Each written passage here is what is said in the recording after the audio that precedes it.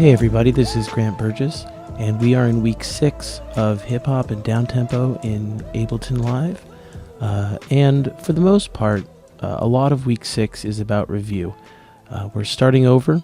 We've gotten rid of the Galt McDermott Coffee Cold sample, and we brought in all new drums, new breakbeat, and a new sample to work with. If you are taking the class, then you should in your week 6 folder have these. If you're not, sounds very similar to them are easily available online. So if you want to follow along, just go through different kits online or through different breakbeats and find all of these individual hits. And then this sample, of course, is something you can buy on iTunes. So you should have this breakbeat.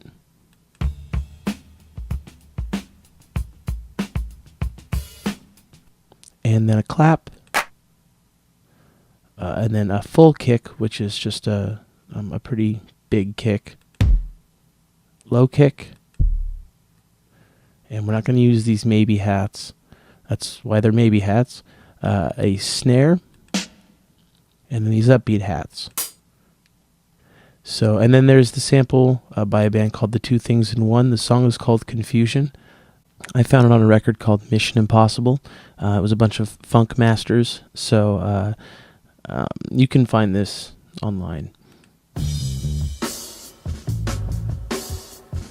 Sounds kind of like that. And you're going to find that we've been in session view this entire time. But up in the upper right corner here, you can switch between session view and arrangement view. I already have something up there, but I will get rid of that. And this works, a lot of these things are very similar to session view. You can also press tab to go between these two. So one of the first things to know about how session view and arrangement view are related is that this track 1 audio is the same track as this 1 audio. So if I were to rename this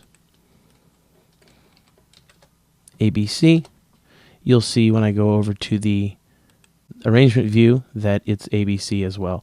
Everything you do as far as effects or what instruments you put in here, if you put a drum rack or you put different synthesizers or samplers or instruments in here, they're all going to show up in this. And you'll see kind of as we go along what the difference between them is and why you would use one over another. But I'm going to start by going over into the arrangement view and bringing in the long sample that we have.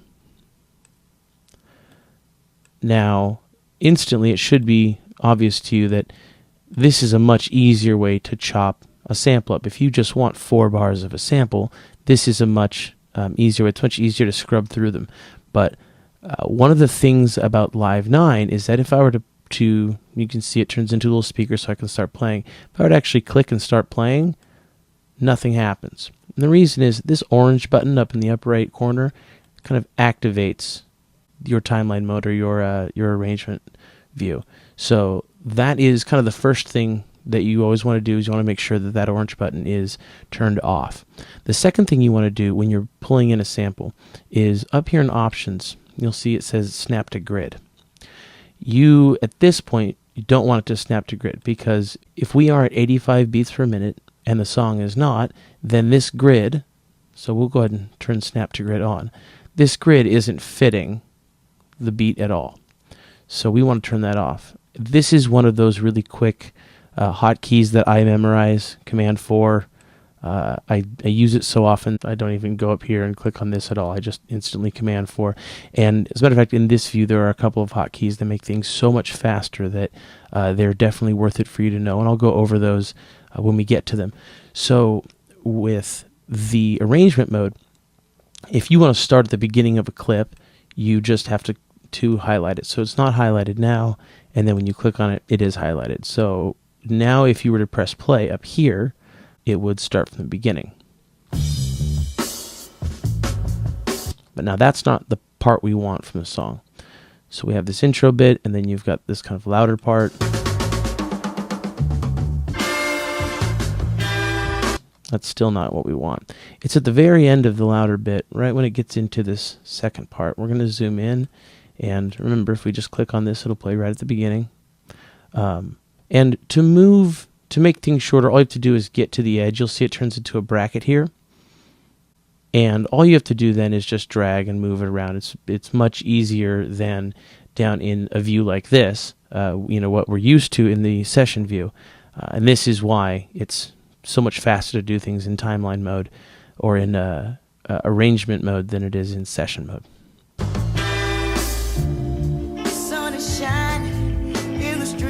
So that's the beginning of the part we want. And we have to listen very carefully for this very first hit because it's not very loud. So that's pretty close. So let's keep that and then let's see where we want to end it.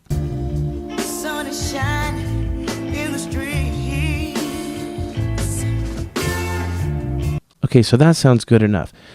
So it's important to look at the way that the beginning of this sample sounds. It kind of starts in with that organ and with that hi-hat.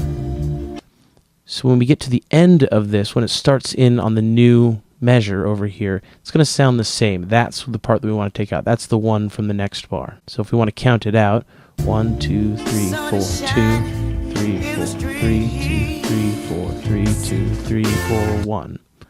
So it looks like it's going to be right here. And you can see that the waveform is a little louder when the next hit happens. So if we move our cursor right to there, and you can click anywhere in here. You don't want to click up here because it'll start playing from there. But if you click anywhere kind of in the body of the arrangement mode, you should be able to just drop your cursor there. So we're going to put it right there and see if that sounds right. So that sounds like the one for the next bar, but that's not the bar we want. We want all the things that happened before it.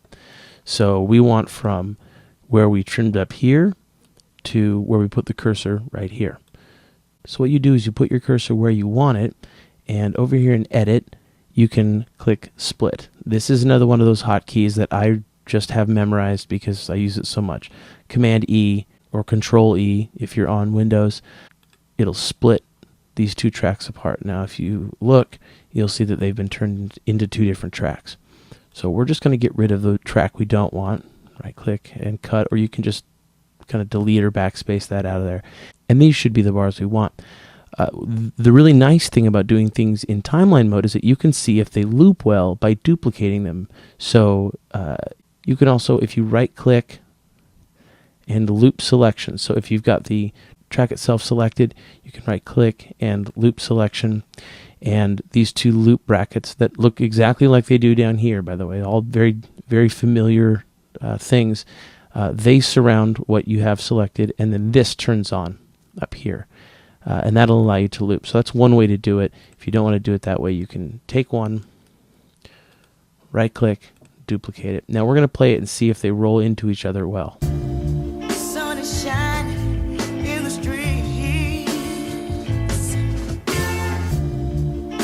It sounds pretty good to me.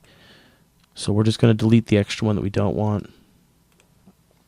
And now we have got this, and this is a pretty good sounding loop by itself. But if you look down here, this will look very familiar down with this longer waveform down here. This is just like it would be in session mode. And so what you're going to need to do is you're going to need to crop this. You can right click and you can crop a sample right here. Or something that I do often, we'll undo that, is I right click and I consolidate, or Command J. The reason I consolidate is sometimes I will rearrange things in this arrangement mode here, and then I want them all to be kind of combined as one thing.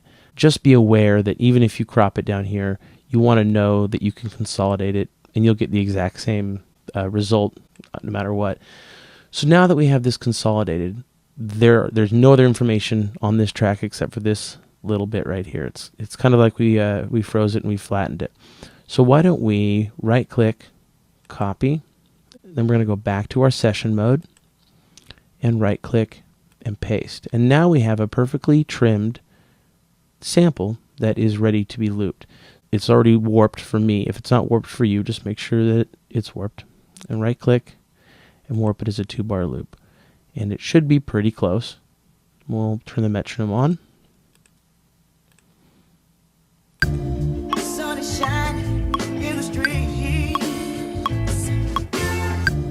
Okay, not too bad. But remember, we're going to trim these snares up so they sit right where we want them to. This one's still a little late. And let's just get the snare. We'll worry about this too in a second.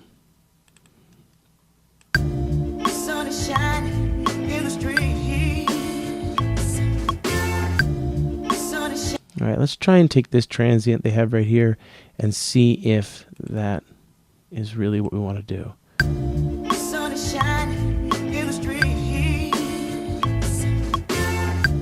Okay, that sounds good to me.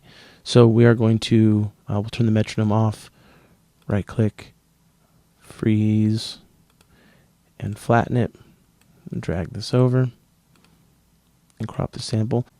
And this is a perfectly warped sample. Sometimes it likes to switch from complex over to beats. I always bring it back to complex in case I want to make any further changes to it, just because I think it sounds better.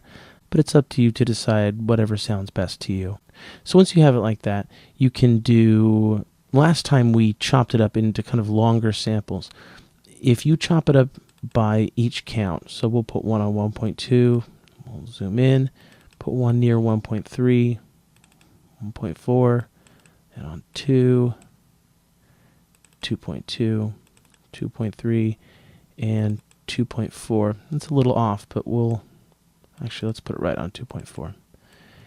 And then if we right-click, slice to new MIDI track, use the built-in, use one slice per warp marker.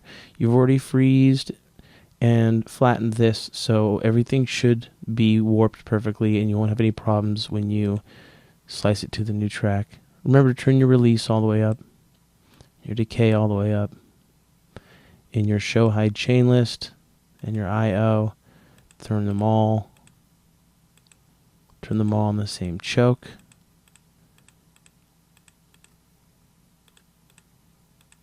And now if you play them live, they're very short. So if you look at the sample clip they gave you, they're very short. So we'll delete that track. Let's see if my... Nope, I've got to... There we go. So you hear how short that is. You have to play them very quickly.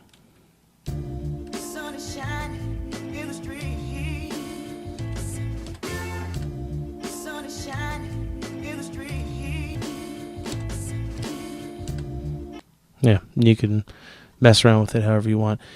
Some producers really love doing this, slicing things up very short so that they can really get in there and do really crazy things. You can slice this up half as often, and it's still, I've done some cool things with this sample, sliced just here at the 1 and the 0.3 and the 2 and the 2.3. That works too. It's up to you. But I'm not going to walk through all of these layering things. We've already done layering. We've already stretched a breakbeat.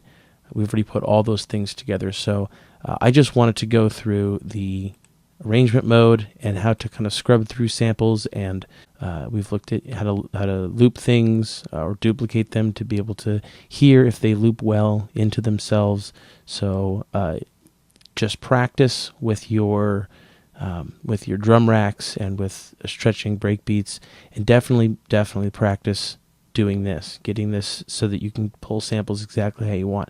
This is a much easier way, in my opinion, to bring a sample in and find out exactly what you want and put it all together. It was, I think, important to learn it through the session mode so that you're familiar with all of these, individual commands that you have to deal with. So I think that's going to be it for this week. We are moving on from sampling next week. We're going to be looking at effects and VSTs and arrangement. So make sure you're very comfortable with everything up to this point, everything in the first 6 weeks, so that sampling is just something that's second nature to you, because when we start bringing in the other things, you're going to want to be able to sample on the fly very quickly. But that is all for this week. I will talk to you guys next week. Peace.